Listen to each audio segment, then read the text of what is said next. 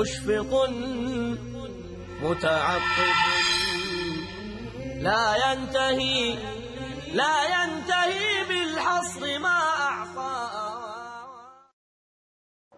الحمد لله نحمده ونستعينه ونستغفره ونؤمن به ونتوكل عليه ونعوذ بالله من شرور أنفسنا ومن سيئات أعمالنا من يهده الله فلا مضل له ومن يضلله فلا هادي له ونشهد أن لا إله إلا الله وحده لا شريك له ونشهد أن سيدنا ومولانا محمدا عبده ورسوله المبعوث إلى كافة الناس بشيرا ونذيرا وداعيا إلى الله بإذنه وسراجا منيرا وصلی اللہ تعالی علیہ وعلی آلہ وصحبہ اجمعین. محترم ناظرین و سامعین، دین اسلام کے عنوان پر گفتگو کرتے ہوئے اب ہم بہت ہی ایک نازک موضوع پر آ رہے ہیں، اور وہ نازک موضوع یہ ہے کہ اسلام میں سیاست بھی عبادت ہے.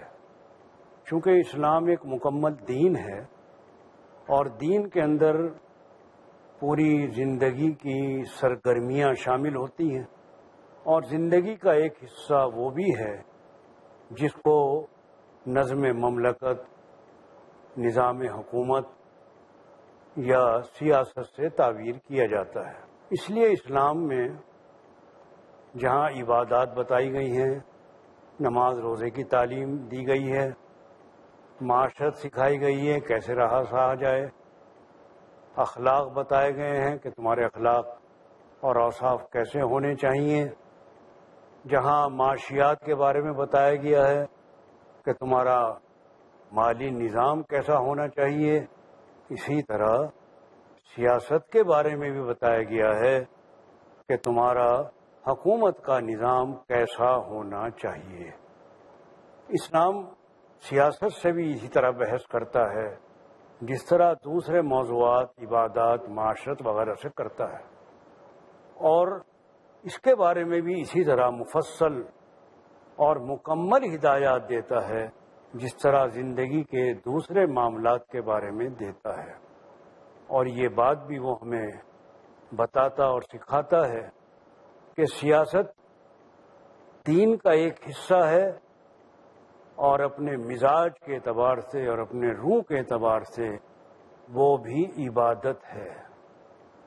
یعنی جو اجر و ثواب نماز وغیرہ کا ملتا ہے، اسی طرح اجر و ثواب ان امور مملکت کا ملتا ہے، سلطنت کے ان کاموں کا ملتا ہے جو ایک عادل امیر انصاف کے ساتھ، عدالت کے ساتھ، اللہ کے خوف کو سامنے رکھتے ہوئے لوگوں کے لیے انجام دیتا ہے.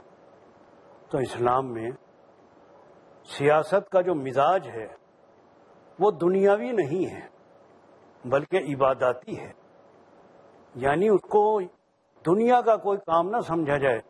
اصل تو دیکھا جائے تو اسلام میں دنیا کا کام کوئی ہے ہی نہیں.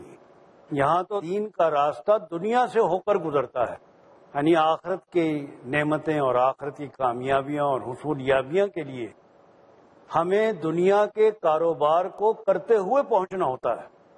تو یہاں دین کا راستہ ہی دنیا سے ہو کر گزر رہا ہے، اس لیے دین اور دنیا کی کوئی تفریق اسلام میں ہے ہی نہیں. حضرت علامہ سید سلیمان ندوی رحمۃ اللہ علیہ ایک جگہ تحریر کرتے ہیں کہ سب سے بڑی گمراہی جو دنیا میں پھیلی ہے وہ اس سے پھیلی ہے کہ دین اور دنیا کو الگ کر دیا گیا، دونوں میں تفریق پیدا کر دی گئی. یہ دنیا ہے، یہ دین ہے.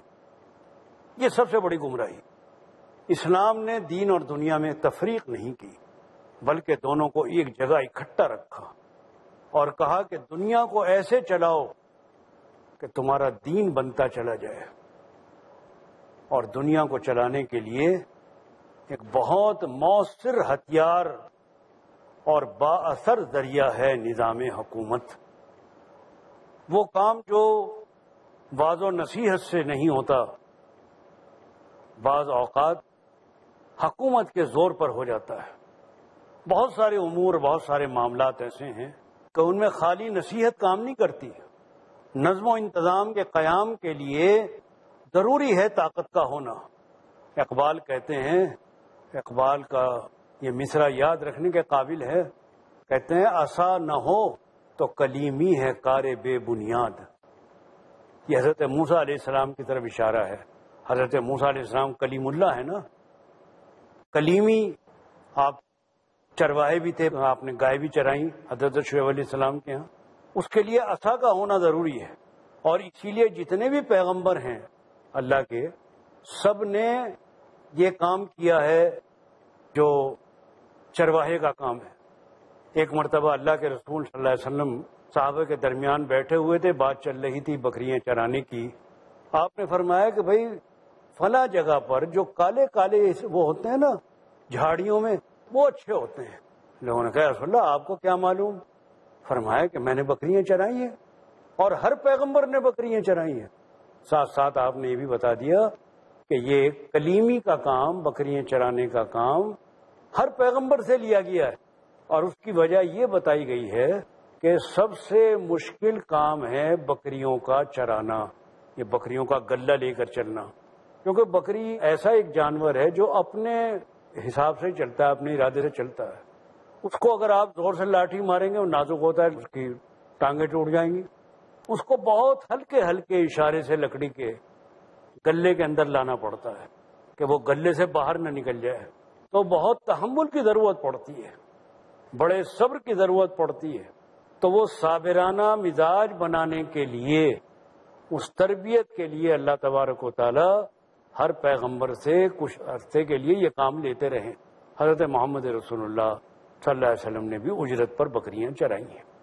تو اس کی طرف اشارہ کرتے ہوئے اقبال کہہ رہے ہیں کہ عصا نہ ہو، اگر لاٹھی نہ ہو ہاتھ میں تو کلیمی ہے کار بے بنیاد. بغیر طاقت کے آپ کیا کریں گے؟ اور طاقت کا نام ہے حکومت. تو اگر آپ کے پاس حکومت نہیں ہے، طاقت نہیں ہے، تو سارے کام وعد و نصیحت سے نہیں ہوتے. بہت سے کام وعد و نصیحت سے ہوتے ہیں، دلوں میں انقلاب لایا جاتا ہے، لیکن نظم و انتظام اور بہت سارے کام وہ ہیں جن کے لیے ضرورت پڑتی ہے نظام حکومت کی اور طاقت کی. اس کے بغیر دین کی بہت ساری چیزیں جو رہ جاتی ہیں. آپ دیکھتے ہیں کہ قرآن مجید میں اللہ تبارک و تعالیٰ نے دین کا مکمل دستور اور نظام پیش کیا ہے، جس میں مجرمین کی سزائیں بھی ہیں کہ بھئی کون سے جرم کی کیا سزا ہے. لیکن اس جرم کی سزا کو نافذ کرنے کے لیے حکومت کی ضرورت ہے. اب جہاں اسلام کی حکومت نہیں ہے، وہاں قرآنی دستور کا یہ حصہ معطل پڑا ہوا ہے. آپ وہ سزائیں نہیں دے سکتے، اسے کہ آپ کے پاس حکومت نہیں ہے، طاقت نہیں ہے. اور کچھ نہ کچھ سزا کی بھی ضرورت ہے، جزا بھی چاہیے، سزا بھی چاہیے. اس لیے بشیر اور نذیر دونوں، ارسلنا کا بشیرم و نذیرا، ہم نے تمہیں بشیر بنا کر بھیجا ہے، نذیر بھی بنا کر بھیجا، ڈراؤ بھی اور خوشخبری بھی دو. تو انسان کا جو مزاج ہے اور فطرت ہے وہ دونوں چیزیں چاہتی ہے، ترغیب بھی ترہیب بھی، رغبت بھی دلاؤ، شوق بھی دلاؤ. اس کے ساتھ ساتھ ڈر بھی ہونا چاہیے کہ اگر قانون کے خلاف کیا تو یہاں بھی سزا ملے گی، وہاں بھی ملے گی. تو چونکہ یہ دین کا ایک بہت اہم حصہ ہے، اس واسطے اسلام نے سیاست سے بھی بحث کی ہے، لیکن سیاست کو عبادت بنایا ہے. یعنی وہ امور مملکت جو اللہ کی ہدایت کے مطابق انجام دیے جائیں گے اور جو اوقات ان میں صرف ہوں گے ان میں عبادت کا اجر و ثواب ملے گا. اور اس کا جو مزاج ہے، اس کی روح ہے، وہ عبادت ہے. آپ عبادت کے طور پر یہ کام کر رہے ہیں کہ مجھے اللہ کے ہاں جواب دینا ہے. اگر میں نے کسی پر کوئی ظلم کر دیا، کوئی زیادتی کر دی، کسی کا حق غصب کر لیا، لوگوں کے ساتھ میں نے انصاف نہ کیا، تو مجھے اللہ کے ہاں جواب دینا پڑے گا. حضرت عمر رضی اللہ تعالیٰ عنہ کا دامن پکڑ لیا ایک بڑھیا نے اور کہا کہ عمر تم ہماری خبر گیری نہیں کرتے. معلوم ہوا کہ کہیں دور دراز مملکت کے کنارے میں رہتی تھی اور وہاں تک بات نہیں پہنچ رہی تھی. حضرت عمر لرز کر رہ گیا. لرز کر رہ گیا۔ اور کیا جواب دیا؟ قلب مومن کے اندر جب لرزش پیدا ہوتی ہے تو اس کی زبان سے کیا الفاظ نکلتے ہیں۔ اور ارشاد فرمایا کہ اگر ایک بکری کا بچہ بھی کسی دریا کے کنارے بے قصور مارا جائے گا تو عمر کو جواب دہی کرنی پڑے گی۔ یہ احساس ہے، یہ عبادت ہے، یہ سیاست، یہ عبادت۔ تو صرف یہ سیاست نہیں ہے بلکہ لوگوں کے ساتھ عدل و انصاف کا وہ معاملہ ہے کہ جس میں اللہ کے سامنے جواب دہی کا احساس تابندہ ہے۔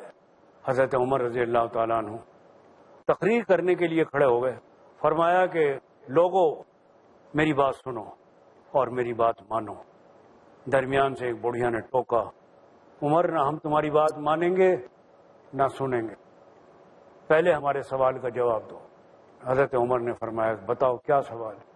اس نے کہا یہ بتاؤ کہ جو تم یہ قمیص پہنے ہوئے ہو یہ یمن کی چادروں سے بنا ہے، یہ تمہارا اتنا لمبا قد ہے، ایک چادر میں تمہارا قمیص نہیں بن سکتا، تم نے سب کو ایک ایک چادر دی ہے بیت المال سے، یمن سے چادریں آئی تھی تم نے تقسیم کی، سب کو ایک ایک چادر دی، تم نے 2 چادریں کیوں لی جس سے تمہارا قمیص بن گیا؟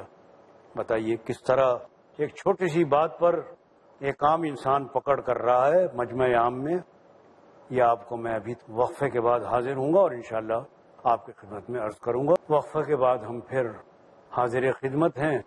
حضرت عمر کا واقعہ چل رہا تھا، ایک بڑھیا نے ان سے جواب طلبی کر لی، غریب تھی۔ حضرت عمر رضی اللہ تعالیٰ عنہ کا دامن پکڑ لیا ایک بڑھیا نے۔ حضرت عمر نے معذرت کی کہ بڑی بھی مجھے پتہ نہیں لگا، آپ دور دراز رہتی ہیں۔ تو اس نے کہا کہ جب تم ہماری خبر گیری نہیں کر سکتے تو حکومت کرتے کیوں؟ ہٹ جاؤ اس جگہ سے۔ حضرت عمر لرز کر رہ گیا۔ قلب مومن کے اندر جب لرزش پیدا ہوتی ہے تو اس کی زبان سے کیا الفاظ نکلتے ہیں۔ اور ارشاد فرمایا کہ اگر ایک بکری کا بچہ بھی کسی دریا کے کنارے بے قصور مارا جائے گا تو عمر کو جواب دہی کرنی پڑے گی۔ یہ احساس ہے، یہ عبادت ہے، یہ سیاست، یہ عبادت۔ تو صرف یہ سیاست نہیں ہے بلکہ لوگوں کے ساتھ عدل و انصاف کا وہ معاملہ ہے کہ جس میں اللہ کے سامنے جواب دہی کا احساس تابندہ ہے۔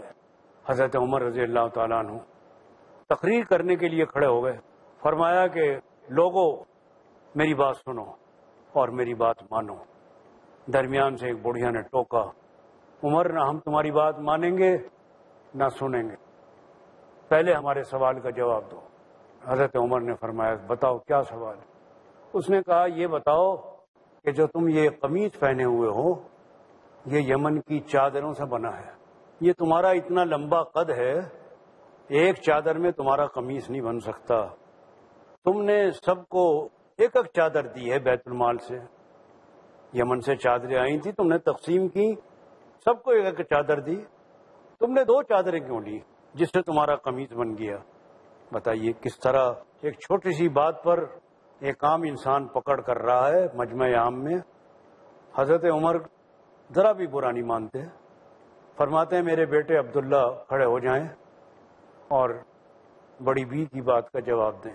حضرت عبداللہ کھڑے ہو گئے اور عرض کیا کہ میرے حصے میں جو چادر آئی تھی وہ میں نے اپنے والد صاحب کو دے دی تاکہ 2 چادروں میں ان کا قمیص تیار ہو جائے۔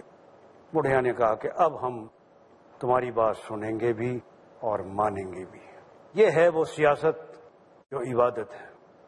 اس لیے اسلام نے سیاست سے روکا نہیں ہے لیکن اس کو رنگ عبادت دیا ہے، اور رنگ عبادت جب ہی ہوتا ہے جب جواب دہی کا خوف ہوتا ہے، جب آپ اوروں سے زیادہ مراعات حاصل نہیں کرتے، جب وی آئی پی کے نام سے کوئی طبقہ پیدا نہیں ہوتا، جب سیاست کاروبار نہیں بنتی، جب سیاست پیشہ نہیں بنتی، جب سیاست خدمت بنتی ہے، جب سیاست لوگوں کے کام آنے کا ذریعہ بنتی ہے، لوگوں کو انصاف دلانے کا وسیلہ بنتی ہے، تب وہ سیاست اسلامی سیاست ہوتی ہے اور وہ عبادت بنتی ہے۔ حضرت محمد رسول اللہ صلی اللہ علیہ وسلم کی زندگی شاہد ہے کہ آپ نے ایسا نظام حکومت قائم کیا جس میں سب کے ساتھ انصاف ہوتا تھا۔ فتح مکہ کے بعد سب سے پہلا مقدمہ آپ کی خدمت میں آتا ہے۔ مکے کی ایک معزز عورت نے چوری کر لی، سزا چوری کی اسلام میں کیا ہے وہ نافذ ہونی ہے۔ لوگ بڑے پریشان ہوئے کہ بڑی معزز عورت ہے، اس کو یہ سزا نہ ملے تو اچھا ہے۔ آپ کے بہت ہی عزیز سفارش کے لیے آگے بڑھایا جاتا ہے کہ آپ اللہ کے نبی سے یہ سفارش کر دیں کہ اس عورت کو چھوڑ دیا جائے۔ رحمت للعالمین جو نہایت ہی رحم دل، بڑے سے بڑا قصور معاف کرنے والے، لیکن یہ معاملہ ہے انصاف کا، یہ معاملہ ہے نظام عدالت کا، یہ معاملہ ہے نظام حکومت کا۔ آپ کی خدمت میں جب یہ بات آتی ہے تو آپ ایک جملہ ارشاد فرماتے ہیں، اور تاریخ نے یہ روشن جملہ بڑی جلی حرفوں میں لکھا ہوا ہے۔ فرمایا، لو فاطمہ بنت محمد، اگر میری بیٹی فاطمہ بھی چوری کرے گی تو اس کو یہی سزا دی جائے گی۔ یہ فاطمہ تو ہے ہی، میری بیٹی فاطمہ بھی اگر ہوگی اس کی جگہ پر، اس کو بھی سزا بھگتنی پڑے گی۔ کوئی بھید بھاؤ نہیں، کوئی کسی کے ساتھ بھیجا مراعات نہیں ہے، کوئی وی آئی پی طبقہ نہیں ہے۔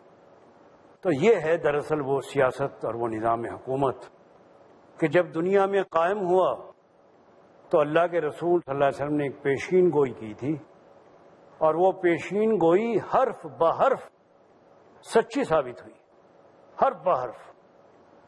آپ نے جس وقت اسلام کی دعوت دینی شروع کی اور پورے اعتماد اور وثوق کے ساتھ آپ نے لوگوں کو اسلام کی طرف بلایا، اور وہ بدامنی اور وحشت کا دورہ تھا، تو آپ نے پیشین گوئی فرمائی کہ اگر تم اس نظام کو، اس دین کو قبول کر لو گے تو میں تمہیں ضمانت دیتا ہوں کہ ایک عورت سونے کے زیورات سے لدی پھندی مدینے سے یمن کے دارالسلطنت صنعا تک اکیلی سفر کرے گی، لیکن کوئی اس کی طرف ترچھی نظر سے دیکھنے والا نہ ہوگا۔ یعنی وہ امن و امان قائم ہو جائے گا کہ یہ تمام ناجائز لوٹ مار، یہ وحشت و بربریت، یہ بدامنی جس کو تم دیکھ رہے ہو، سب ختم ہو جائے گی۔ اور یہی ہوا۔ تاریخ کی نگاہوں نے دیکھا کہ وہی مرکز وحشت، مرکز امن بن گیا، لوگوں کے لیے سلامتی کا پیغام بن گیا، کیونکہ جو نظام حکومت، نظام سیاست، نظام عدالت، نظام عبادت قائم ہوا، اس نے دنیا بدل دی۔ تو سیاست میں بڑی طاقت ہے، حکومت میں بڑی طاقت ہے، لیکن جب اس کی روح عبادت ہو، صرف جبر کا نام، خالی حکم چلانے کا نام نہیں ہے، صرف ڈنڈے کے زور کا نام نہیں ہے۔ ڈنڈے کے زور سے بھی حکومت کی جاتی ہے۔ حکومت وہ ہے کہ جو دلوں کی گہرائیوں تک اترتی چلی جائے۔ میں ایک بات عرض کیا کرتا ہوں اور اس کو آپ کے سامنے دہرا دیتا ہوں، اور آپ اس کے روشنی میں جائزہ بھی لے سکتے ہیں حالات کا، کہ بھائی کسی انسان کا جو آغاز ہوتا ہے سیادت کا، قیادت کا، اس میں پہلا قدم ہوتا ہے شہرت۔ آدمی مشہور ہو گیا، لوگ جان گئے، بھائی یہ فلاں ہے، پہلا قدم ہے شہرت۔ دوسرا قدم ہے مقبولیت، کہ شہرت کے ساتھ ساتھ لوگوں میں مقبول بھی ہو گیا، لوگ اس کو پسند کرنے لگے کہ بھائی اچھا آدمی ہے، لوگ اس کے کام کو پسندیدگی کی نگاہوں سے دیکھنے لگے، یہ اس کی مقبولیت ہو گئی۔ اور تیسرا درجہ اور جو اعلیٰ درجہ ہے وہ ہے محبوبیت، مشہوریت، مقبولیت، محبوبیت۔ تو قائد وہ ہے کہ جس میں محبوبیت ہو، لوگ دل سے پسند کرتے ہوں۔ محمد بن قاسم رحمۃ اللہ علیہ جب سندھ گئے ہیں اور ایک غیر مسلم لڑکی کے فریاد پر پہنچے ہیں وہاں، جب وہاں سے واپس آنے لگے تو وہاں کی غیر مسلم آبادی محمد بن قاسم کے قدموں میں لیٹی ہوئی تھی اور رو رو کر کہہ رہے تھے کہ آپ ہمیں کس کے سہارے چھوڑ کر جا رہے ہیں، اب کون ہماری رکھوالی کرے گا، کون ہمیں انصاف دلائے گا؟ یہ ہے محبوبیت۔ تو خالی ڈنڈے کے زور سے تو حجاج نے بھی حکومت کر لی۔ جس سیاست اور حکومت کی میں بات کر رہا ہوں اسلام میں وہ ہے محبوبیت کا درجہ۔ تو صرف شہرت ہی کوئی کافی نہیں ہے، مقبول ہونا بھی ہے اور اس کے ساتھ محبوب ہونا بھی ہے، کہ لوگ دل سے چاہنے لگے، اپنے دل نکال کر سامنے رکھ دیں۔ یہ ہے محبوبیت۔ اور یہ جب ہوتا ہے جب آپ لوگوں کی سچے دل کے ساتھ خدمت کریں گے، ان کے دکھ درد کو دور کریں گے، ان کی پریشانیوں کو اپنی پریشانی سمجھیں گے، جب آپ ان کے قریب آئیں گے، جب آپ نے سیکورٹی کے دائرے کے اندر بیٹھے ہوئے ہیں، آپ کے اندر احاطے کھینچے ہوئے ہیں، اب یہ سیکورٹی ہے وہ سیکورٹی، عام آدمی کا آپ تک پہنچنا بھی مشکل ہو رہا ہے۔ اسلام تو وہ سیاست کرتا ہے کہ نماز کے لیے آئیے، آپ جمعہ کی نماز کی امامت خود کیجئے، لوگوں سے ملاقاتیں کیجئے۔ مجھے بڑا اچھا لگا، اسی پر بات ختم کر دیتا ہوں۔ ابھی دبئی کے امیر عام لوگوں کی طرح ہمارے بھائی ڈاکٹر ذاکر نائک کی تقریر سننے کے لیے چلے گئے، چوتھی لائن میں بیٹھ گئے جا کے، نہ کوئی سیکورٹی نہ کچھ۔ ایک صاحب صرف اس لیے ایمان لے آئے کہ ارے بغیر سیکورٹی کے یہ صاحب پھر رہے ہیں، دبئی کے امیر ہیں یہ، کہا ہماری تو حفاظت اللہ کرتا ہے، موت و حیات تو اس کے قبضے میں۔ تو یہ ہے دراصل جس کی جھلکیاں تھوڑی تھوڑی، کیا کریں وقت اجازت نہیں دے رہا، ورنہ تو بہت کچھ کہنے کو دل چاہ رہا تھا، بس تھوڑا کہنے کو بہت سمجھ لیجیے۔ آخر دعوانا الحمد للہ رب العالمین۔ رب رحیم مشفق متعطف لا ينتهي بالحصر ما